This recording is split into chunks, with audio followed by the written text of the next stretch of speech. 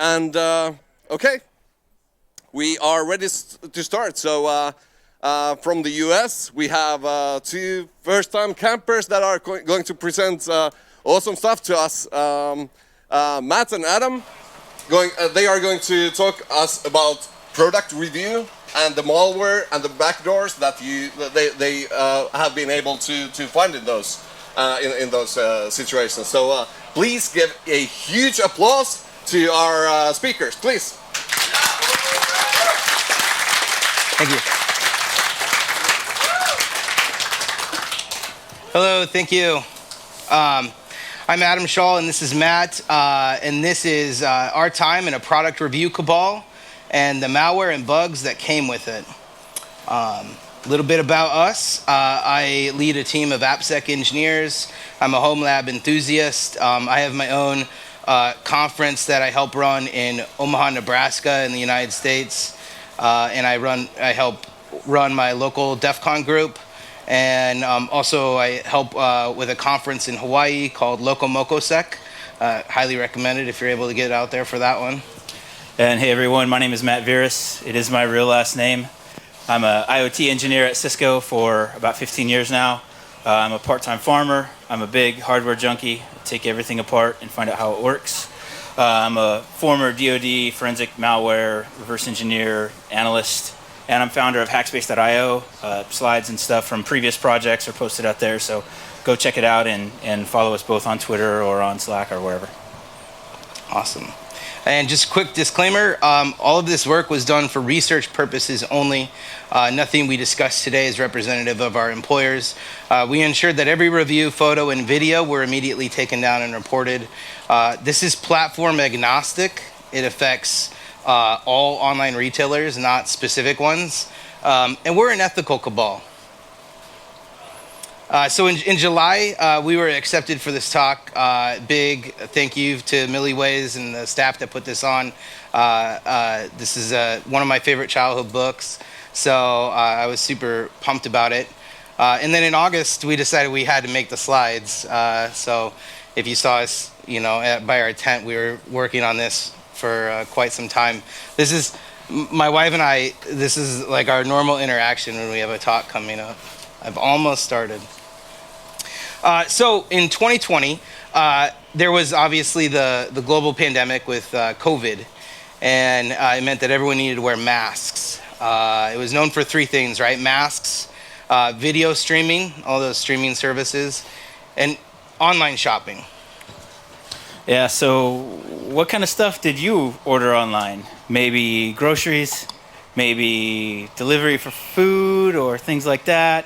But not us. We ordered all kinds of electronic gizmos and stuff that we really didn't need, but looked cool and was cheap because we were all stuck at home doing whatever we could only do at home. So that's kind of where we were. So this whole thing started with a postcard. I had ordered a smart switch from a company called Treat Life. And in the box, there was this postcard saying, we are celebrating our company anniversary, and you write to us, send us a note, and we'll send you a free gift. And who doesn't like a free gift? So I reached out to them. You could see the note there. I said, hello, Treat Life team. I like free stuff. How does this work? And they said, oh, hello. And you just buy our thing from this retailer, and we'll give you a refund for it, and you don't even have to leave us a review or anything. Please just go buy it, and everything will be good. So we did. So how it would kind of work is you'd reach out to this retailer and say, hey, I received this offer, and then they would say, you buy it, and then we'll refund your money in PayPal or Amazon or whatever gift card you would like, and then you would have the device and use it, and there would be no strings with some vendors. But then, as we move forward, we learned that some vendors play by some different rules, and they may require a positive 5-star review before they'll give you the reimbursement, and it must have pictures, or must have this, or must have that. So, but in general, with some of the vendors, they would give it for free for no strings attached. So, once we start collecting things, it got to be quite a lot. Cameras, switches, a lot of smart home devices. I'm a big smart home automation firmware enthusiast, so that's kind of where I was targeting. But then other strange devices too, like a vacuum cleaner, which was really interesting, and lots of cameras and other things, desk lamps, steaks, kitchen appliances, all kinds of things. So the list grew, and as we collected more things, we started getting emails from additional vendors that we hadn't necessarily reached out to directly. It seemed that there was kind of this special list of customers that was shared amongst these companies that were sending things out for free, and so the more that we interacted with them, the more we got, and the more vendors came to ask us if we would like their stuff. So more is always better. And then we started thinking like a hacker or thinking like a larcenist. You know, what if we were to use multiple email accounts to interact with them? What if I want 2 of that thing, or maybe 5 of that thing? How could I do that? So with multiple email accounts and forward messages between them and collect things. And we were wondering at first, like, is this a good idea? Like, will they notice? They did not. They did not notice at all, and in fact, things kind of escalated on from there. So the thing that happened then is, as we started collecting things and telling our friends, they were jealous of all of the cool stuff we got. Like, I want stuff too. So sharing is caring, and we started to share some of our friends' contact information with these vendors. And some of the sharing we did was official. It was, hello, Mr. Vendor, I have a friend who would like to work with you, and the vendors would always say yes.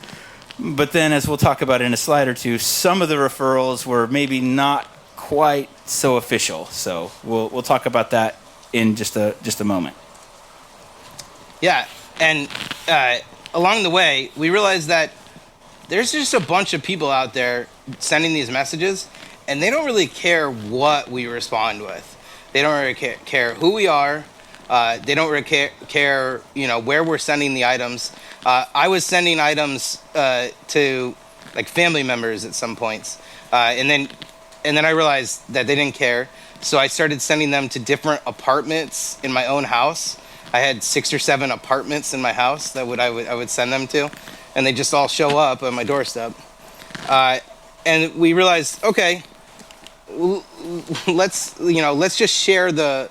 Not only are we sharing, like, not only are we telling the vendors, hey, contact this person, but now if they contact us, let's just send that email to another one of our friends, and then more friends can sign up, and then more friends. And we eventually just dropped all the pretense altogether, and we started by sending.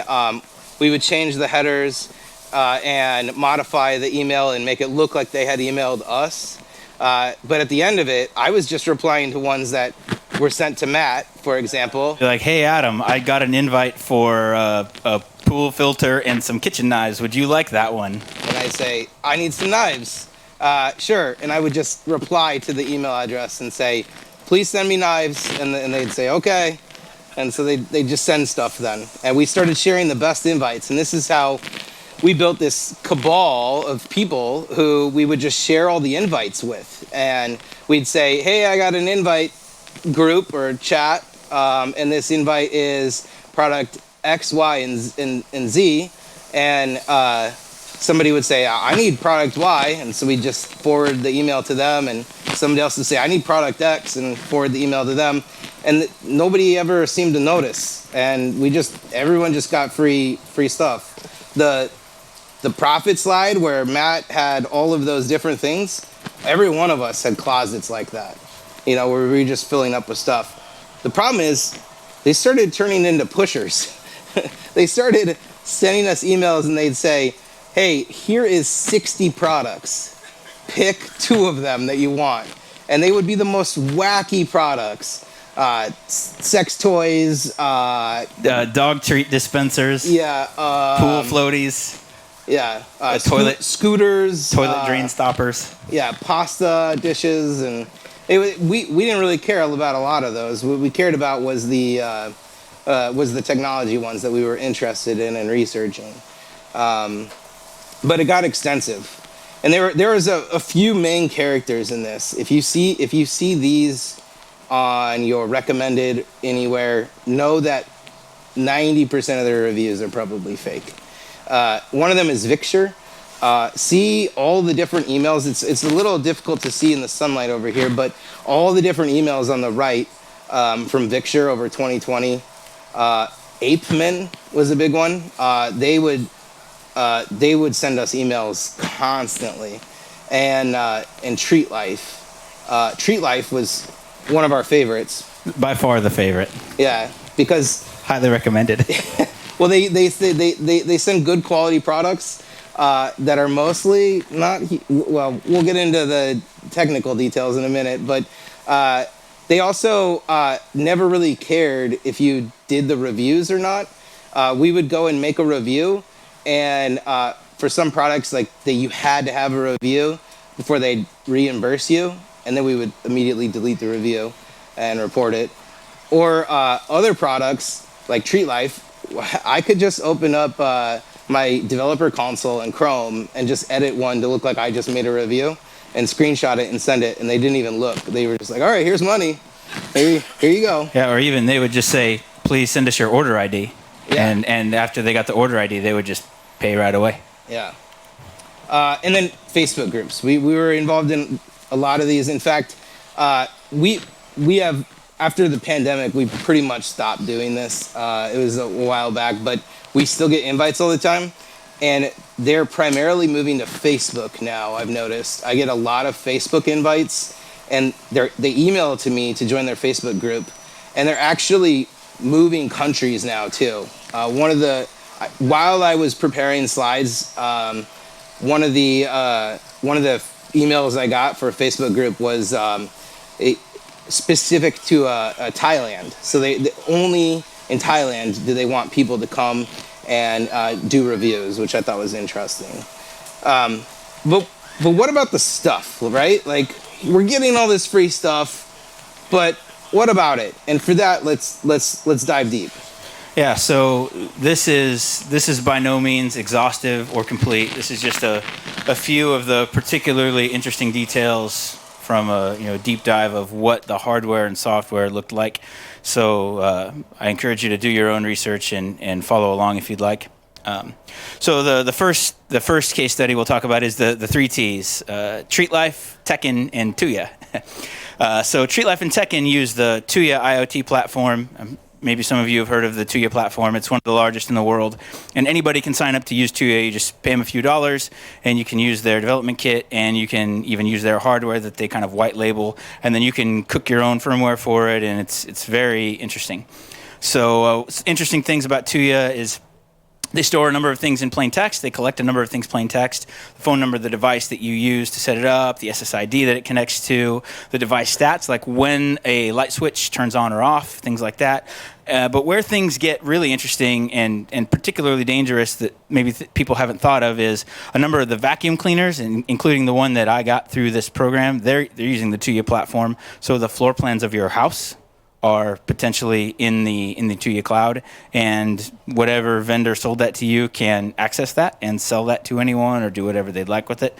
So that's interesting. And of course, the device manufacturer, whoever that is, they can push a firmware update whenever they want, and they can do it silently. So if you, I'm jumping ahead a little bit, but if you go look at Michael Steigerwald's talk from a few years ago at a CCC event, he talks extensively about the evils of Tuya and how they can do all sorts of interesting things. I'd encourage you to go take a look at that. So the first wave of devices that were collected from Treat Life and from Tekken were ESP8266 based, and it's a great microprocessor. It's fantastic for the hacker community. The Wemos D1 Minis for sale over in the Village. That's an ESP8266. They're easy to flash, Arduino compatible, very good firmware. And what happened eventually is we were flashing devices just with an interface with the FTDI, and then there was this massive vulnerability that Steigerwald came out with from vTrust, where we were able to flash device firmware over the air without having to take it apart or solder or anything, and it was great. It's called Tuya Convert, and the link's right there. You can check it out. And Tuya Convert worked for quite a while. There were several kind of cat and mouse games where the firmware got patched and then the exploit got rewritten, and eventually it stopped working. They changed the way that the keys were derived for the devices, and no longer could we just flash them over the air because of the private key and public key interaction between the server and the device. So then, things were great. We were collecting all these devices and taking all of this terrible Tuya code off and putting firmware like Tesmoda or ESP Home, running it with Node-RED. But then the devices themselves changed.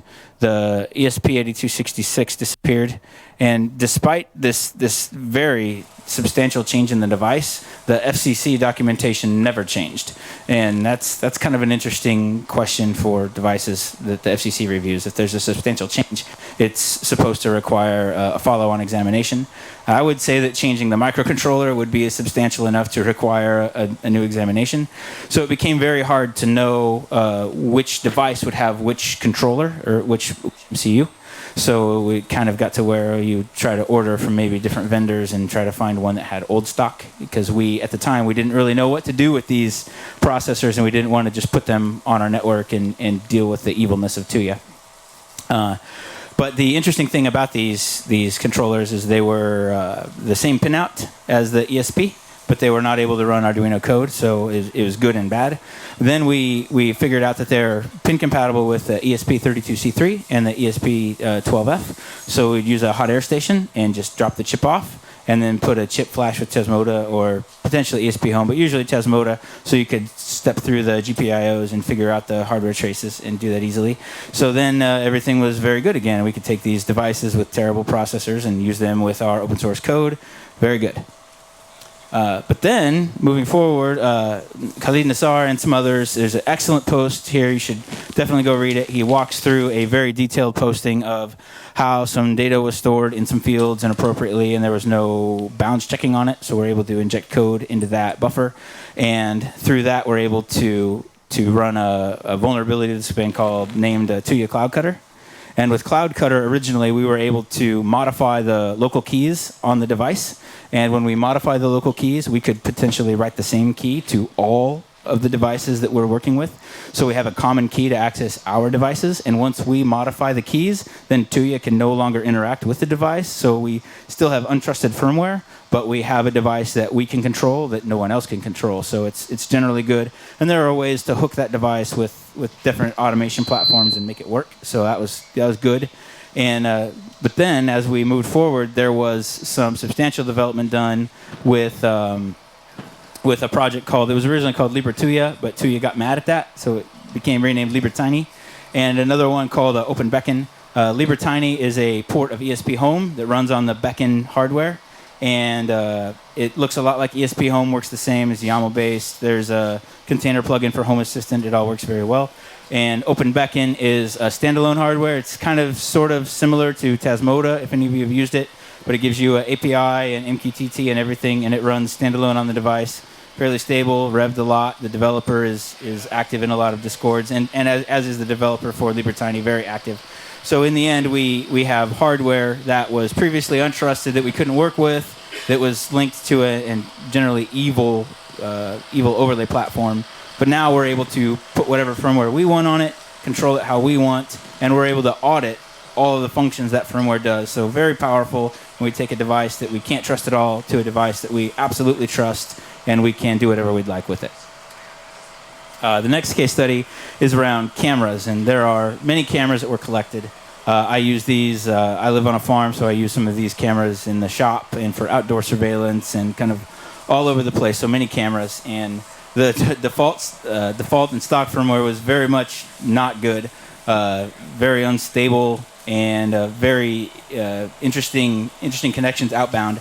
Some of the cameras were using the Tuya platform, and interesting. Some of them were leaking to Chinese IP space in earlier firmwares, and there was one I forgot to collect the data and save it. But in advance of a firmware update, before it was beaconing out to some Chinese IP space. And then after a firmware update, it was leaking out to a cloud provider that was U.S. IP space. But it's important to know that the country destination of the country of the destination IP is really not all that important. And in the end, there's nothing that stops a foreign national from creating a cloud provider account and collecting data and packing it off wherever they like. So whether that's a U.S. cloud provider or a Chinese cloud provider, it still should be handled with a minimal amount of trust. And so in particular, the cameras that were not on the Tuya platform, there's one from SCAM that was very interesting. It has this P2P connectivity, and there's a QR code that has a device ID. And this device ID, if you have it, you can connect to the camera with no authentication. All you need is that device ID. So it's very dangerous. And a gentleman named Paul, he gave a big talk on the dangers of this particular P2P network at DEF CON, I think 2 years ago, but the link is there. Definitely go watch it. There's huge exposure, and the goal of the P2P network is to make it so you don't have to port forward, or so you can use these cameras behind a CGNAT and still have access to the video. But the thing about that is it gives whoever's authoring the firmware and pushing the updates the ability to do reverse shells and all of those things as well. So it's a terrible security vulnerability and just something that's very dangerous that you should not ever trust on your network. So with this particular camera, there's an app to set it up called P6S Lite. And some of the early documentation of the app references local mode, where you could open the app on your phone and it would find the camera and peer to it, and then you could do local mode and it would pull up an interface where you could tell the camera to connect. And so this particular app was missing that function, and so that was troubling. It was kind of what happened to this interface.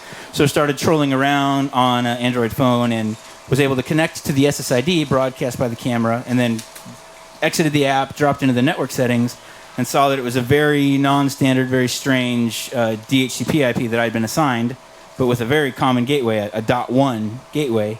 So opened a browser window to .1 on my phone, and here I have the interface to this camera.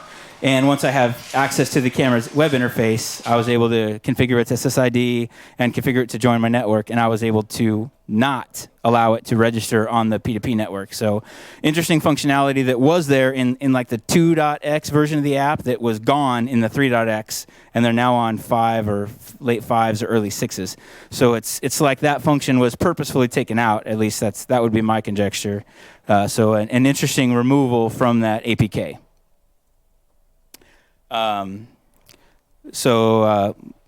I kind of got ahead of myself a bit, but yeah, the local mode was gone, and when you do this via direct web interface, the P2P registration does not happen. And as you see in this one, this is a iteration I did while using the actual app and doing it, and this camera actually did join that P2P network, and all sorts of interestingness. So every camera, whether it was Tuya or non-Tuya platform, every camera beaconed out.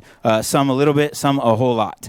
Some of the interesting addresses were, some of them were China, and some other ones were China, and some of that's Alibaba, some of it's not. And some of the other IP connections were previously, like I said, to China, and then some to other non-Chinese cloud providers, but still not to be trusted. The cameras worked to a varying degree of success, some not at all, and some really well with RTSP and ONVIF. Those are ways to access a camera locally and have the data local and not out to a cloud or a cloud server. Some of them worked, some of them did not at all. And the typical ways with the non-trusted firmware that you can take a camera like that does allow ONVIF or RTSP to allow and have it be semi-trusted is create a TCP reservation for it with no default gateway, or give it no DNS, have layer 3 ACLs, even layer 2 ACLs if you'd like. There are a number of ways to take a device like that and pin it in a corner but still have it be usable. Not necessarily the recommended way. Lots of the cameras were using Ankia and Realtek chipsets. If you troll around a bit, you can find that the UART and JTAG interfaces for these chipsets are generally documented. I wouldn't say well documented, but I would say that they are documented. And there are OpenIPC for sure works on the SCAM. I set that up and it works fairly well. There's a lot of the Realtek firmware support for like the Yi cameras and some of the Victor cameras and some of the others. So with some digging, you can get this set up and working, and you can get these cameras to run code that you can actually audit and you know what it does because you've seen the code and you can follow the packets. So that would be my suggestion if you're going to chase after any of these devices is do a bit of research, pull down my slides, find some of the devices that use these particular chipsets that you can push your firmware to and not have to deal with some third-party vendor's firmware and be at their mercy. Yeah, unsurprisingly, cameras were probably the most emailed thing that we got. Obviously vendors wanted insight into our homes. Baby monitors were up there too. I actually had small kids during the pandemic and had used some of these products as baby monitors. So obviously they had to be safe.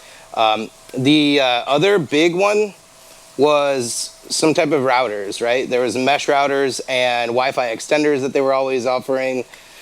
And I think that that's pretty obvious too, why that was another one that got offered a lot. In this case study, this is a Mesh Force router. The router configuration required a phone to set up. They don't have a web interface for the router. And Nmap showed 3 open ports, 5500, which is UPnP. Obviously, that should be disabled by default to protect security, and it wasn't. Port 9000 for the app interface, and port 12598 used for auto-configuring the Wi-Fi repeaters. Additionally, the app used clear text TCP comms over port 9000 to retrieve the serial number and configure the device. The serial number then became an unchangeable password, and you weren't able to do anything about that. This is the MeshForce router, which is still on sale today on online retailers. Also, then the Android reached out to a few places, right? One, the router, fine. For some reason, it tried to call out to Facebook. I don't know why. And then lastly, another IP, I wonder what that is.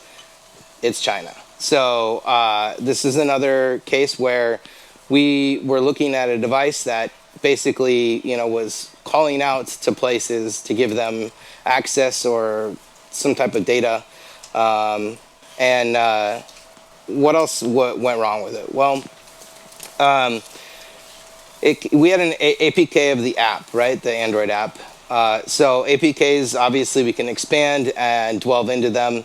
And when you do that and look at the Java classes with something like JD GUI, we saw references to CGI bin, Lucy, admin, data manager, which if you Google it and do some research, this is a possible Tenda backdoor, which has been everywhere. Here's a couple articles referencing a Tenda backdoor in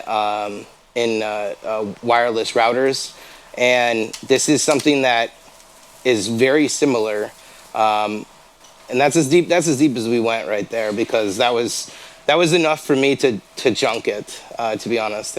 And we have a giveaway, and we're giving it away. But honestly, this was a really fun time because we were stuck at home, and we had a lot of time on our hands, and so we were able to pour all of our time into looking into these products to determine what's safe and what wasn't. Some lessons that we learned: if something's too good to be true, it probably is, right? Always check your hardware that you're buying offline in a safe environment before plugging it into our production home operations. And be wary of online reviews. Approach with caution. Not all of them are legitimate. So how do you spot fake reviews, right? Again, all of Matt's and I reviews were then immediately deleted and nuked from the platform. But here's how you can spot fake reviews if you're online, and if you're looking at buying a product. One, is this a brand you trust? Does it have a trusted name in the industry, or is it something that you've never heard of before? Some of these vendors would send us emails with different names, different product names. So they were constantly recreating companies and putting a new decal on their product, and that was a brand new company for them. So they were switching company names all the time. If you can check user history, do it. And not all platforms allow you to view reviews that a user's left, but some platforms do, right? Some of these online retailers allow you to view other things that this person's reviewed. Check that out if you can. If you see a lot of reviews, frankly, on particular products, that could be a red flag. Also, all of these reviews, the ones that required us to leave a review before a refund, they also required that you left a picture.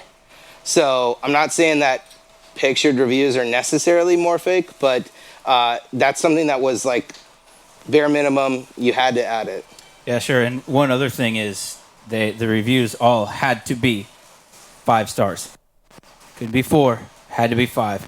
So be very wary. And when we would leave these reviews, we wanted to get our money, but we would still write a review that would maybe say, "Hey, here's 3 good things and 2 really bad things, but I still give it 5 stars because the good things were so good." So if you see reviews that are like, "This product was great, except for this was really terrible, but I give it 5 stars," that was written to get a reimbursement for sure. Yeah, I had some egregious ones where I'd say, "Here's 1 good thing and here's 6 bad things about this product," and they'd still send me the money, but I was trying to warn people from getting that particular product. And then the other thing, the time the review has been posted. So this is an industry, right? This is a business. You can go purchase fake reviews online, and there are companies out there who will go and they'll find email lists, like our names are on these email lists, and they'll just spam them and try to get people to do reviews. And if the review's been posted within a few days, it might be fake. Because usually companies nowadays, online retailers, they've used like reports like Matt and I have been doing and others to actually get pretty good at detecting fake reviews. And they'll ban accounts too. They'll ban an account if they see enough fake reviews. But usually that's a 1 or 2 day process before they can determine, hey, is this review legitimate or fake? And so if you have a review that's less than 2 days old, good chances are that you want to maybe circle back in a few days and see if it's still there. Now, this isn't all doom and gloom. There are good companies that do these kind of things. A good example is Amcrest. Amcrest has actually reached out to people like Matt and I, and they've offered a research fee for purchasing their camera and reviewing. They never asked for an online review. They only asked for us to review and send them our feedback, right?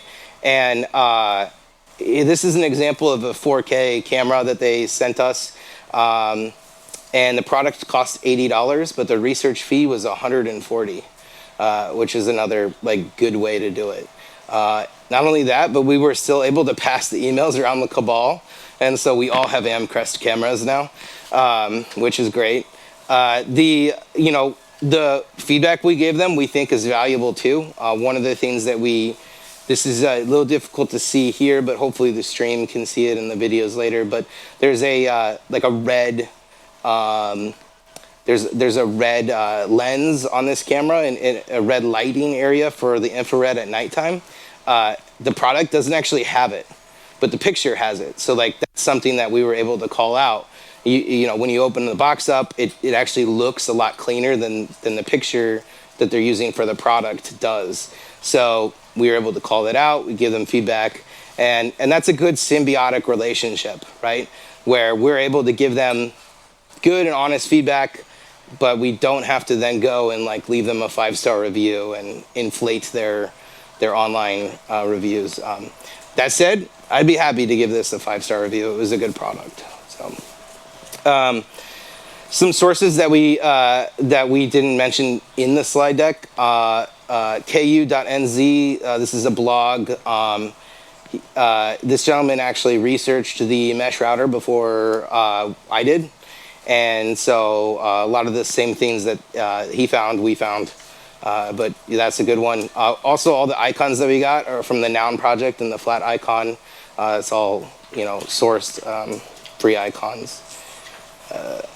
thank you for your time, and we'll go ahead and take some questions.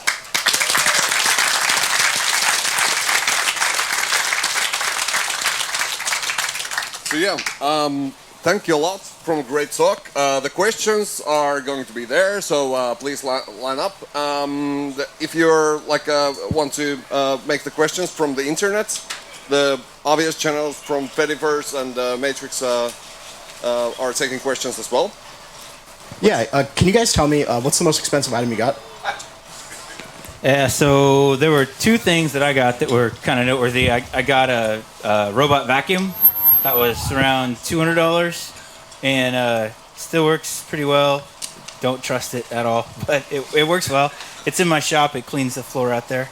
And then the other thing that was a little more like $250 US is a DVR system. It had the central DVR. It had to put your own hard drive in it, but then it had 5 cameras.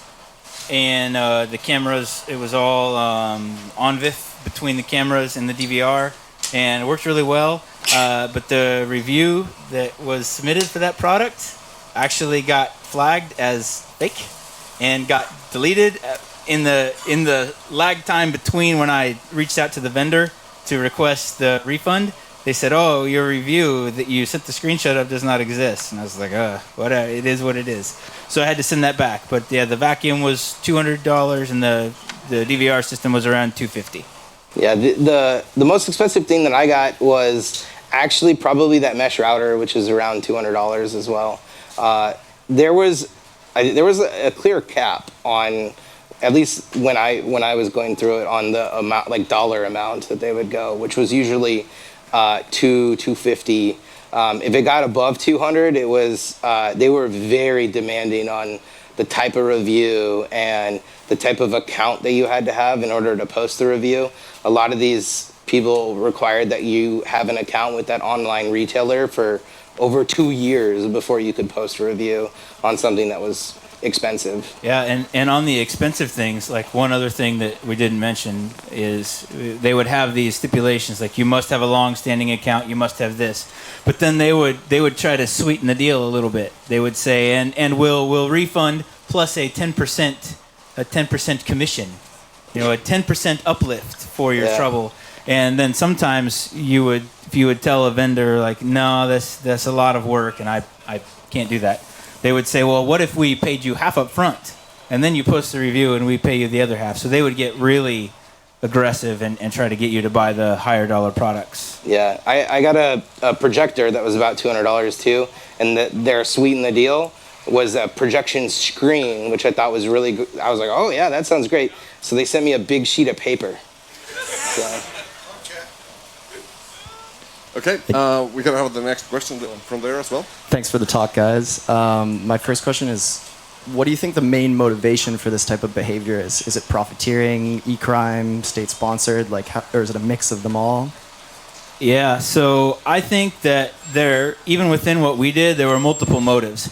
I think that Treat Life was trying to be the number one company. They wanted, if you would go on online retailers and search for smart home, smart switch, smart dimmer, Treat Life wanted to be the number one product.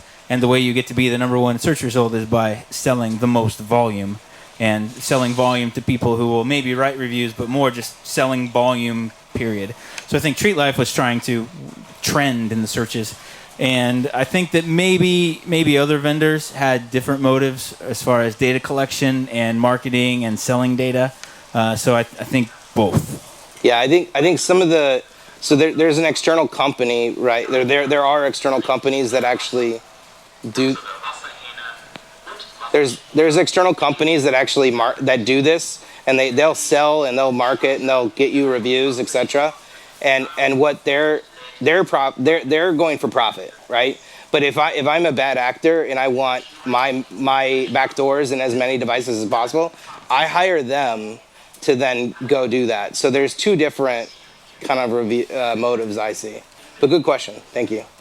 Okay, we have a next question from the internet, please. Yep, the internet asks, how can someone start or get involved in such a cabal? The first rule of Fight Club is we don't talk about Fight Club. Yeah. Good question. There are still products that have those types of postcards in them. Maybe just try to find some, or maybe send me a note on Twitter, and I can help you. Yeah. The postcards are the entry for us. So if you're buying those products, they'll come online. Okay. Yep. Please go ahead. Had a quick question about. You said you were reporting those products sometimes. Was that to the e-shops themselves or to like some kind of government agency? And did you get any reply from any of them? The online retailers. Yeah, the online retailers, and then usually we'd have them deleted and reported, and so the replies were nothing or minimal. Yeah, just automated response generally. Yeah, thank you. We will get back to you, and then we never hear back. Good question, though. Okay.